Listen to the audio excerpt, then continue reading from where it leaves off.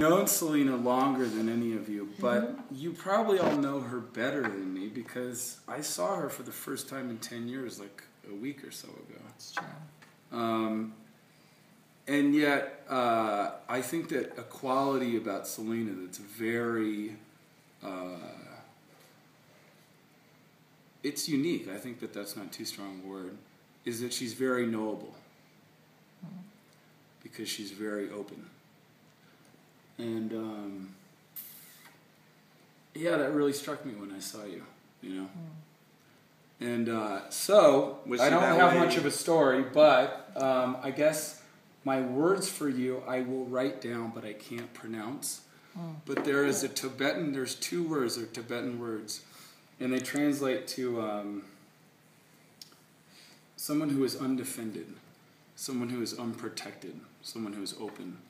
And what they directly translate to is the crazy wisdom.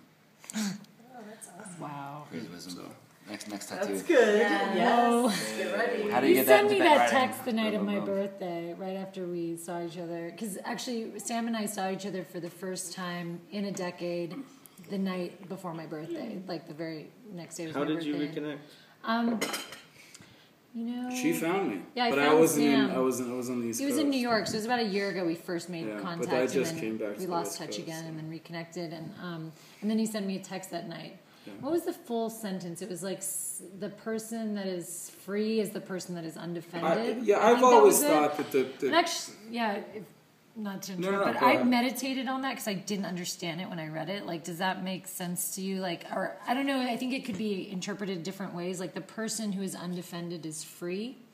The way I interpreted that on some level was that I can't identify with that idea because I find that, like, I tend to be kind of boxed into the role of being the strong person and a lot of the dynamics of the relationships that I'm a part of, which is great. But it often leads to being a person that on some level isn't defended because there's no one, you're kind of the one that holds on some level.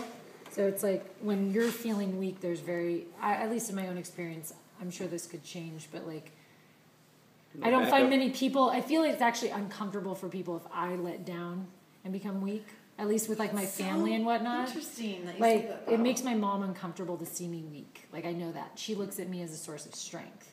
So therefore I think because I'm like challenged in that way to kind of always be, I feel that there is a sense of freedom there because it like really forces you to like really be there for yourself on some level and then like really push forward and I don't know, figure out ways to like resolve things in a way that's Speaking of Bridget.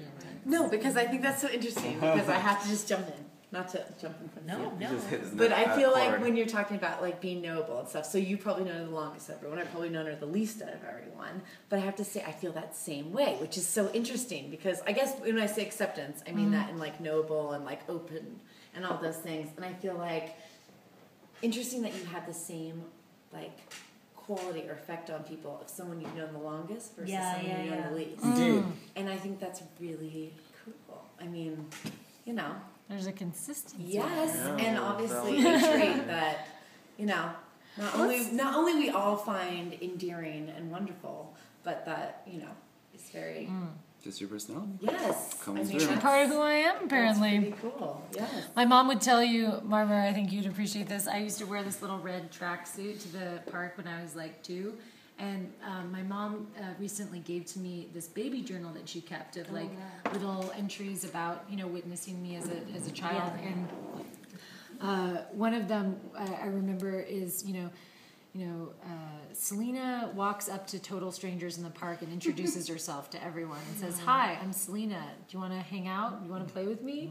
And like I did that from such a young age. And Renee actually noticed that I still do that. I'm unaware when I do it, but like a dodgeball, I just walk up to people and go, "Hi, I'm Selena." Like I just joined. Like I'm just very like I just walk right up to people without kind of thinking about whether they're gonna like me or not like me or whatever. So like accepting I and just so just like I give it a People- shot. I just blindly give it a People love shot. to have their ice broken. They're just Yes. like, yeah, I want to play dodgeball.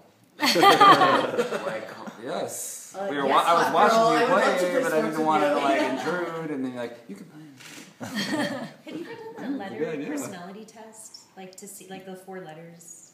Oh yeah. No, how does that work? No, I don't know. Like you could go. It's pretty classic. Online. Is it the Myers-Briggs? Yeah, Is that that's what it, yeah. Oh, it is? You can go online and like answer these questions. old and then 1960s your test or something. personality. Yeah. Interesting. But ENFJ I know is like the most outgoing one out of all of them. There's like 20 something different combinations I think, but it's like extrovert and I forget what like all they stand for, but